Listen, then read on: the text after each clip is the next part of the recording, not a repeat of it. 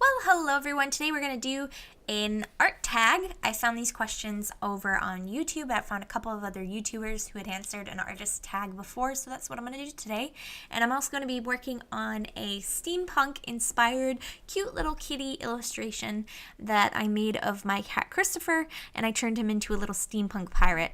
So that is what you're watching, and let's go ahead and get talking. So the first question is, what does being creative mean to you? This is going to be really hard for me to answer because being creative is so important to me, and I have so many ways that I am creative in my daily life. It could mean from writing to my photography, to my videography, to my paintings, to my drawings, to my jewelry. I do a lot of creative things, and I think that creativity is basically just taking raw emotion or ideas or dreams or whatever inspires you or is going around in your head and creating something, building something off of that. And it doesn't have to be the things that I mentioned. It's just that those are my creative outlets, and there are so many other creative outlets out there for you to find what works for you. Question number 2, can you describe when you first realized that art is something you had and or loved to do? That's really difficult to answer because I always felt since I was little that art was something that I was good at. And if that's how you take the question, then I would say I've always felt that way. Since I was really little, my parents fostered an extreme creativity within me, and they wanted me to draw on the walls in my playroom. Not many parents foster that kind of creativity. They just really wanted me to explore all my creative outlets and all of the things that I was really interested in, and art was one of those things. They even had, my mom took me to extra painting classes when I was in middle school, early high school, and that was really influential. I was in honors art classes for a while throughout elementary, middle school, and high school. I was just really invested in my art. I would say I was about 17 when I first realized, looking at colleges, that there was art jobs and that I could make this into something that actually makes me money. And I knew it would be an uphill battle, and that's why I chose animation as my major, because I knew that was more realistic goal as far as achieving monetizing my craft. I felt like animation would be a much more achievable goal than being an illustrator or being a fine artist. Not to say that those aren't totally viable career paths. I just thought that for me, I was not good enough and that I could be better at animation. And now, 10 years later, after graduating from high school, I went to college, and I have done so much since then, which you will see on my channel. And I am finally actually feeling like I am successful, and I'm making art, and I'm selling that art. And so I guess I've always felt like art is something I could do, but it wasn't until recently that I felt very successful at it and very confident that I was on the right path. So it's taken a very long time to really give an answer to that question. 3, what kind of patterns, routines, or rituals do you do before or during when you are creating an artwork?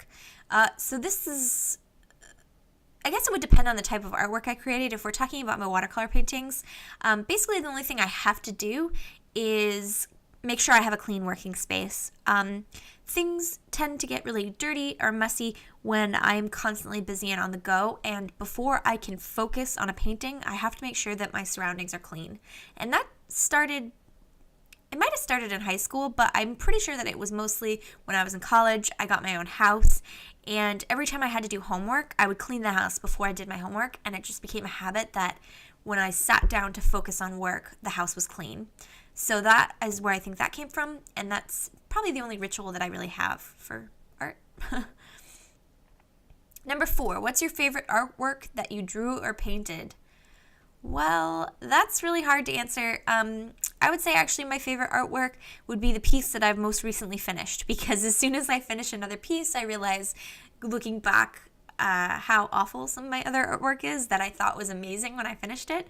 So I feel like every time I make a new piece, it's my favorite piece until I make another piece. There's very few that I'm extremely happy with. And a lot of the ones that I am really happy with come from a couple of images in college and a couple of images since then that have been personal to me. And I may not think that they are the best paintings ever, but it's the message that I felt when I was making them and the message that I felt was conveyed after they were made that makes them so meaningful to me. Number 5, what do you try to communicate with your art? This is really difficult. I would say a mix of things. I create some art that I know I enjoy to make it, but I also know it will sell. So there's that. I'm just trying to communicate something that is popular, and usually patterns and beautiful things and happy things.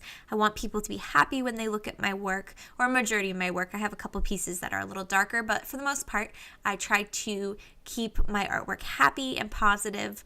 And that's what really sells when I do my mini prints and things like that. I make things that connect. Now, I also have this other side of me that wants to focus specifically on travel illustrations. I want to show the beauty in other countries and other places, but I also mix that with fantasy. And so I have this weird mesh of reality and fantasy that I'm constantly trying to put into each artwork that I do. And so even if the work is more realistic than others, I still try to put that little bit of fantasy or that little piece of something extra that was influenced by my travels or by things that I've experienced while in the last couple of years, usually because the last couple of years have been the most influential on my life. So no specific message, I would say, just happiness, travel more and experience the world and love the world, but also have creative fantasy vibe as well. Don't be afraid to follow your dreams. That's a huge thing that I truly believe in. Number 6, what other creative art media would you love to do but haven't? Oh gosh, this is such a long list. A lot of things I do try, and there's a huge long list of things I would love to continue to try. With my jewelry, I really want to get into working with silver, working with more metal materials, because I love the clay and the sculpting, but I feel like I really want to make very nice, fine crafted metal jewelry as well. I also want to work with more wood products. I'm just starting to get into, I got the wood burning, but I also want to do more with that. I want to do more sculpting with wood, like hand carving and also cutting and building and things like that. So that's stuff that's in the realistic future. But then I also have I want to try everything. I see cool stuff on Facebook all the time and I just want to do it. I love having so many different creative outlets. Number 7, who's your favorite artist? This changes constantly. I love finding new artists, but if we're talking about fine artists, I think that could be, not fine artists. If we're talking about historical artists, then that's pretty easy to answer. I love Mucha. I love the details in the work, and just that Art Nouveau style is really beautiful to me. I also really love Bosch. I think he was definitely ahead of his time. If you look at all of his work, it's just absolutely incredible. His pieces were so dark and twisted and full of details, which I absolutely love, and full of mythical creatures and different designs. I mean, he would have been a fantastic concept artist in today's world. I just absolutely love his pieces.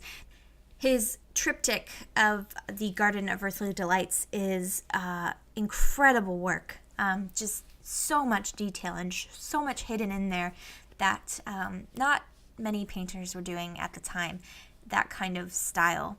And so I really love it. I love his vibe. I do have a couple of other favorites.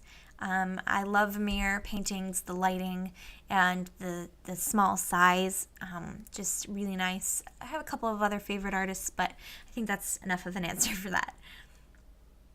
Number 8, what's your favorite art piece artwork?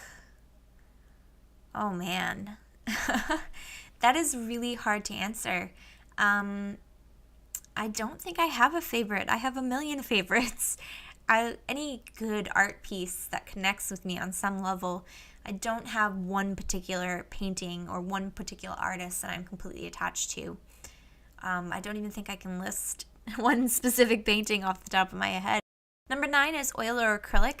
Well, obviously I would say watercolor, but if I had to choose between oil or acrylic, it's definitely acrylic. I loathe oils. I have a hate relationship with oils. They just are not my medium at all. And then number 10, what advice can you give to new artists or people who want to become artists? This is really funny. I actually ask all of my artists that I give interviews to, which if you haven't seen, I do have a TV show called An Artist Story over on Exeter TV 98, which is a local public access station. And they're also posted on Facebook and YouTube, and I've linked a couple of them in my description box, not the description box. I can link it in the description box, but I also link them on my YouTube channel profile. I have a little playlist. Anyways, this question is actually something that I ask artists all the time, so I have my answer, which is just do it. And I've had a couple of artists who have answered that the same way. If you want to create art, just sit down and start making art, and don't be afraid. Your first paintings are not going to be masterpieces. I mean, if you're amazing at it, maybe they will be. Maybe you have a hidden talent that you don't even know, but for the most part, most people will definitely not like their first few pieces or their first 100 pieces or their first 1,000 pieces. You just got to keep working. Practice. It is not a talent. While there are people who are naturally talented, it is a skill, and you have to develop it and build it and keep working at it. And hopefully, eventually, you will come to a point where you feel like you have found your style, you've found your voice, and it works for you. And then that's usually the point where you start selling it. But not always. I mean, there's really famous, well-known artists that came to SCAD and gave lectures and still talked about how they felt they could do better, and they really thought that their work was still awful and they couldn't understand why people liked it, in a joking way, but also in all seriousness. The struggle of an artist is that things will always look better in your head than how they come out of you, and that's just how it goes. And you just got to get better and better and better and keep practicing until you feel that the final product that comes out of you is good and decent and you're excited about it.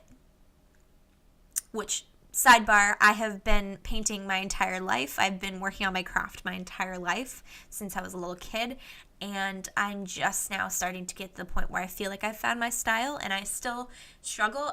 I sometimes paint things that I just really absolutely hate, and I have to start over, or I keep working at it, or whatever. I'm constantly trying to improve still, but it's taken me over 20 years to really feel confident in my work. So that's just one example. I mean, some people it takes less time than that, and some people it takes more. So keep working. All right, I hope that was enough information for you about my personal artist tag. Please do leave in the comment box below any suggestions you have for future art videos if there's a topic that you want me to cover. I have a couple of ideas here and there, but for the most part, these art chats are going to be completely suggested by you. So if there's something you want to ask me, or if there's a topic that you would like for me to discuss my personal opinion on with my experiences in the industry and also outside of the industry and then art college and all those different things, just let me know in the comments. All right, thanks so much for watching, and until next time, remember to live, love, and travel on. Bye! Don't forget to subscribe if you want to see more of these videos and more travel videos and more other artsy videos that are coming. And I'm sorry for being gone for 2 weeks, but I promise that I'm working on great new content coming soon.